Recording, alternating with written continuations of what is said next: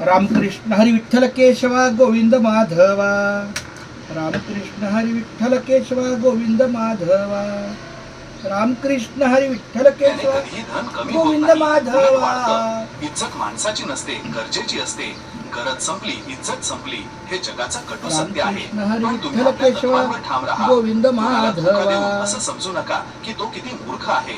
उलट असा विचार करा की त्याचा तुमच्यावर किती विश्वास होता. रामकृष्ण हरी विश्वासाची विठ्ठल हत्या हे केशवा सर्वात मोठं पाप गोविंद आहे. माधवा. विश्वास तुटल्यावर माणूस काचेसारखा तुटून रामकृष्ण हरी विखुरतो. विठ्ठल त्याला जोडणं केशवा खूप कठीण असतं. गोविंद आयुष्यात माधवा. मोठं होण्यासाठी कोणत्याही पदवीची गरज रामकृष्ण नसते. हरी विठ्ठल चांगले शब्दच केशवा माणसाला बादशाह गोविंद बनवतात. माधवा. वाणीतील नम्रता आणि वागण्यातील शालीनता रामकृष्ण हीच हरी तुमची खरी ओळख आहे.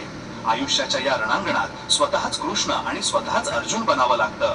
रोज आपला सारथी बनून जीवनाचं रामकृष्ण हरी महाभारत विठ्ठल लढावं केशवा लागतं. तुमची लढाई गोविंद फक्त तुमच्याशी आहे. माधवा.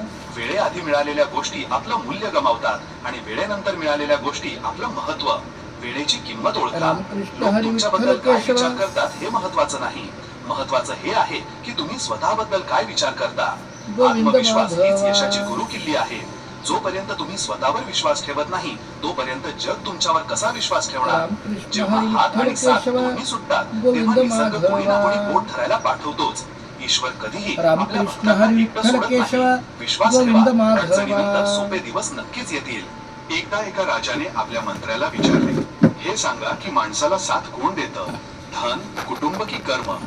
मंत्र्याने म्हटले, महाराज याचं उत्तर उद्या देईन. दुसऱ्या दिवशी मंत्री